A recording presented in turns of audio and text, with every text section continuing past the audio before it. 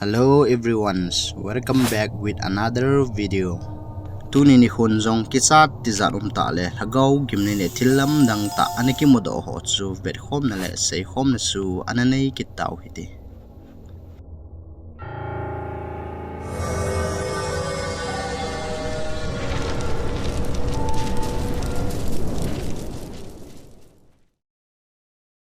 Akhat channa hin tiktoker Mr. Fender 76 kitipahin.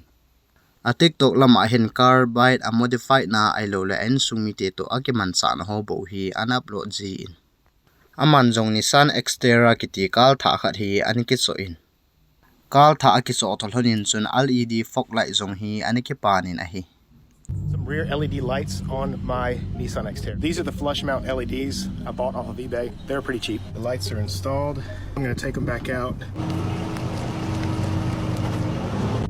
Hilai chun a viver so khanin a fog light chu isan ge ha dam ti a het nom ji nin chun a main jong a kho to ki gam hlat gam mang la khan a chun.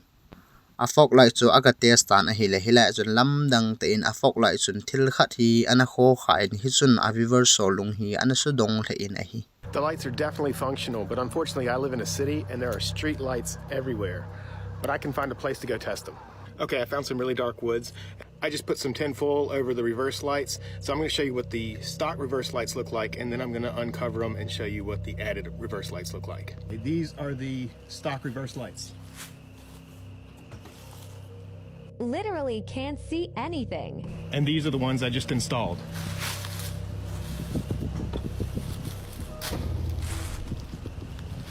Look how friggin' bright that is. This is amazing. Yeah, so these are not just for looks.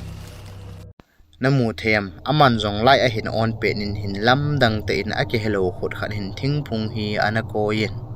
Chule hi che khot chu lai a hung ki wa phat in all te in thing pang langa asun anaki nung o mangin a hi. A viver son jong hi chi ti zarum ta khut chu anamudo ovin. Finder zong avi version a hin sei pi na kunin chun amudo in ama zong ati na zal he in ajing ni khuin ama zong hi chalai muna chun investigation bolin anasi in a hi. 2 blocks that way is where the arm was. This road goes down to the lake, which is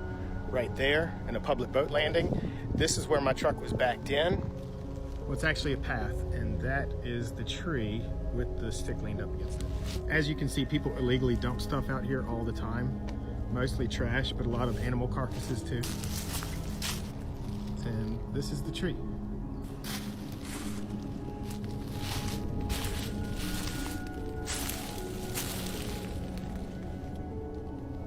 And here we are behind the tree. It's where my Xterra was backed in. I'm about 5'10". I'm not a very superstitious person, so you're not going to get much out of me. I just think, if anything, somebody back here. Hilaya khut lam dang ta ki mu chu amain jong ipi a hi ana sei chin thei pu in. Olaga ma wa le ho mi khat to khut ki mu jong a hidam ti po jong adiging mo ji in. Ke ngai danin ga ma wa le ho a hi le lai ham pem khat be a ki choi te ding a hin chu jong le lai wa nu ya chu ki sial lo hel ding a hi. Nangin la hila ki mu a ke hello khut hi ipi hidinga gin mona na neyam na lunggel common lama in sin.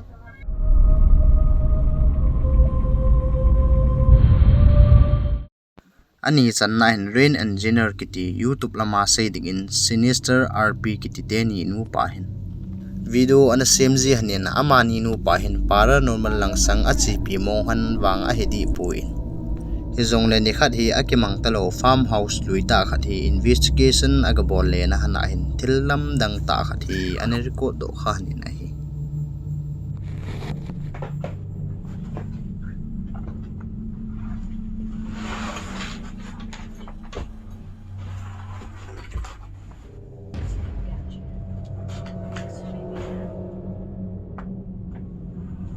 Namu thayam veleu han anung lam hana window ahin aki hello mi khat ding hi aki mu thain sam khat zawin hi chi mi ki mu jong chu anamang pe ki tain a hi. Chule hi chi thilam dang ta hi amani nu pan jong ape nin hin ima he do le mu do in ananei han puin anunga avi version a hin sei pe akuna bo an he do han a hi. Nangin hilaya ki mu thilam dang ta hi ipi hin tenati em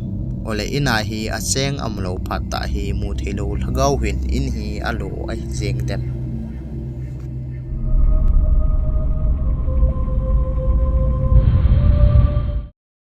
athum channa hin YouTuber ND person kitipa hile aloi te ni hin ake mangtalo factory luita tilvan first price kiti hi export anabol gu vin H factory hi 1924 kuma ki sa hi ake manna chu hele meat packing facility ti chu sa a kitchen zo ho plastic a ki chon ji na ho factory hu a hi ND person le aloi ten in jong hilai muna export abona vin chun hitabang thilam dang ta khat hi ana capsule do kha vin a hi This is where things kind of got a little weird. We were coming down these staircases, and I shined my flashlight to the left, and out of the corner of my eye, all I could see was someone in a black trench coat quickly rush over through the door and hide in the corner.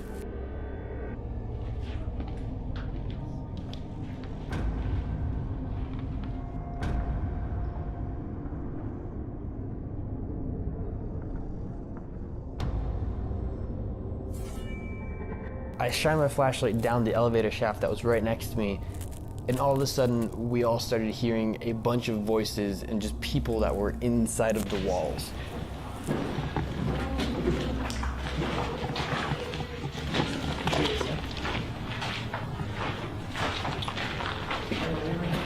We just decided to get out there pretty quickly and let them be. Hilaya hin amana sei ma bangin wang panglanga hin ake hello mi khat ake khin lut hi ake muthein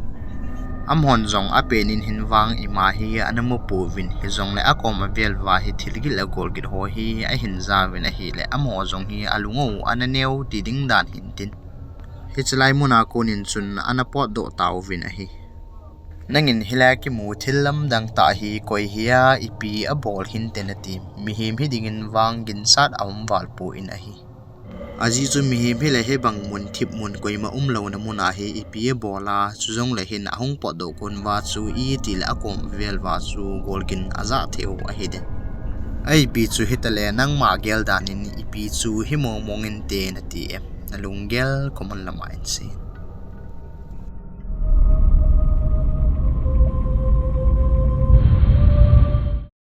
Ali sannain Philippine gama kunin TikTokol Apple di Castro kitinu hi nikhat amazong ain sungwa mirul maya adin pe nin hin hitabang lungdon ta thilam dang ta khat hi ana thlungin a hi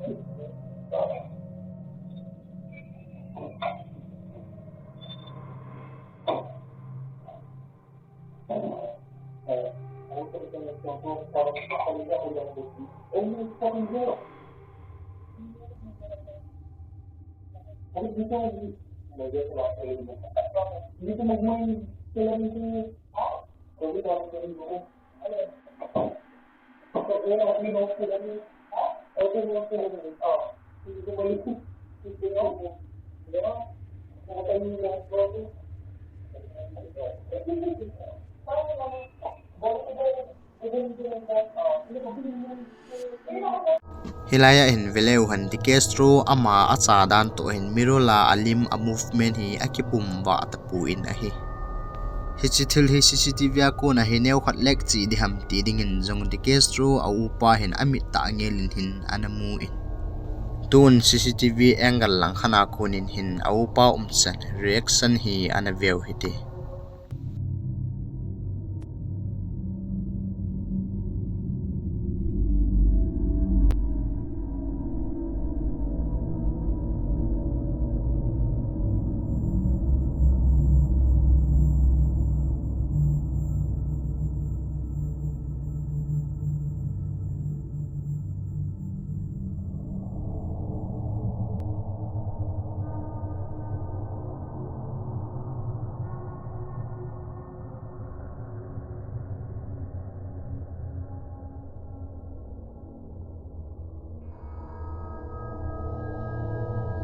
Opa jo swain jong ave in hisi thil chan chu adi lo phat in a chi phen anaw nu chu anapui do in a hi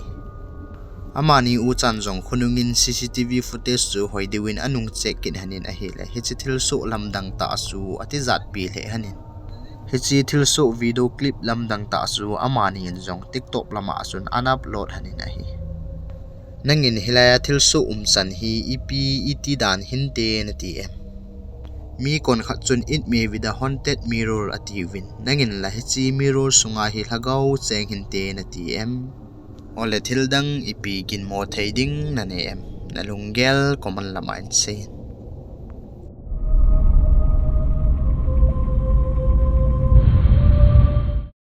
anga channa in Australia gama kuna tiktokal zui kitinu hi nurse a hi in ama jong hin nursing home khana hi na to hi in hichlai nursing home a chun staff ho khanin chair ho ama masama asa ji thu ho hi a sei ji in nikhat zui le staff dang da ho jong office a to home pet ovin hin CCTV a kunin hin hitabang thilam dang ta hi anamudo ovin a hi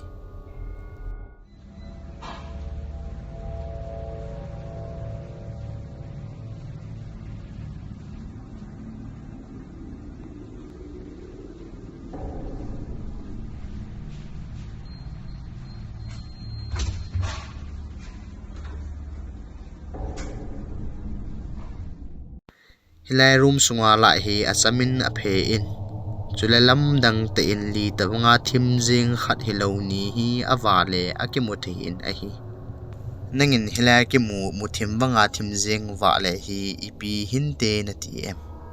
chuzong na tawna sunga jong khon veleu han mu thim wanga thim jing ni ma hi atauki ni na hi hilaya ki mu thilam dang ta ho hi nangin ipi hidinga nagin mo em ole chlai nursing home a anathi ho lagao a hi dem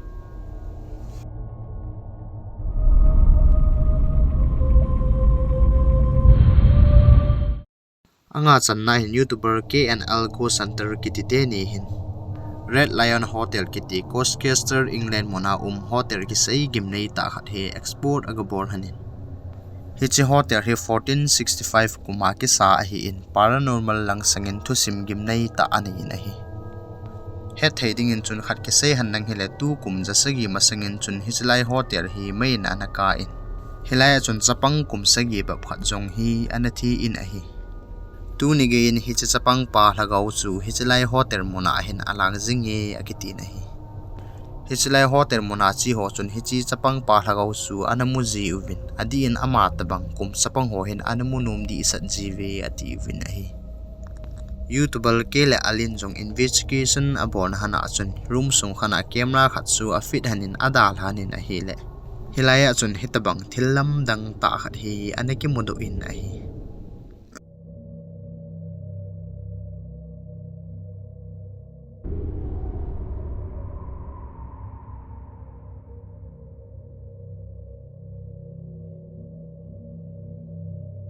hilaya restaurant kona kunin hin chapang hidinga kilom phatin a hin vejamin anichi pheita in a hi YouTuber kele arin asain hana achun hichlai hotel muna ki sei gim nei chapang lagau su a capsule do kha han hidingin ata san hanin a hi nangin la hilai ki mu thilam dang ta hi chapang pa lagau su himong nan te na tim ole thil dang ipi kin mo theding na ne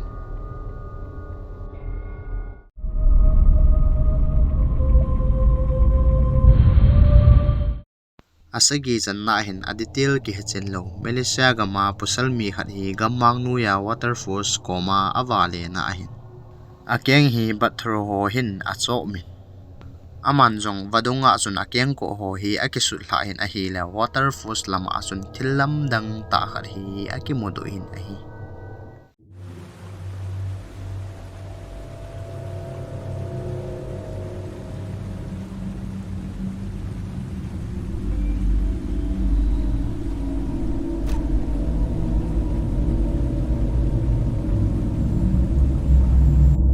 namu them waterfalls nuya sung panga hin lam dang te in aki hello mi khat hi atau in ama hin vankang aki a in asam wang avamin asawin amai aselin a hi nangin hilaya ki mu thilam dang ta hi ipi hinte na ti em ole hichlai tuilo na waterfall muna chengte a hi dem nalungel ipi ngai dan na niam kuman lama in se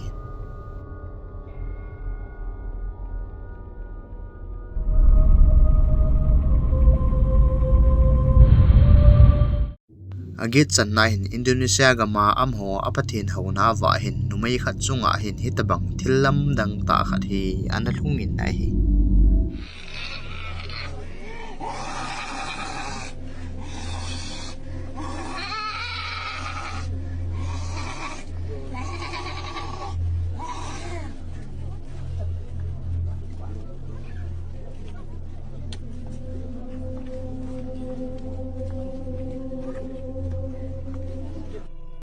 Thil su hi agami ti hin kerawan ati jiwin amho sa khodola su apathin a ho ni kho tingol hin hitabang thil hi umji dan hi le akilom nai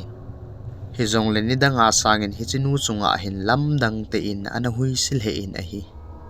hitabang ho hi amho ta san dolin asunga hi lhagau lut ti na a hi in ai Christian cha te ding in wang chu lhagau phalo ti na a hi iwat zong le hin ki chat ti za rom le in a hi ai pileloi te hotu na dingin hin hi chanin ana chai taw hitin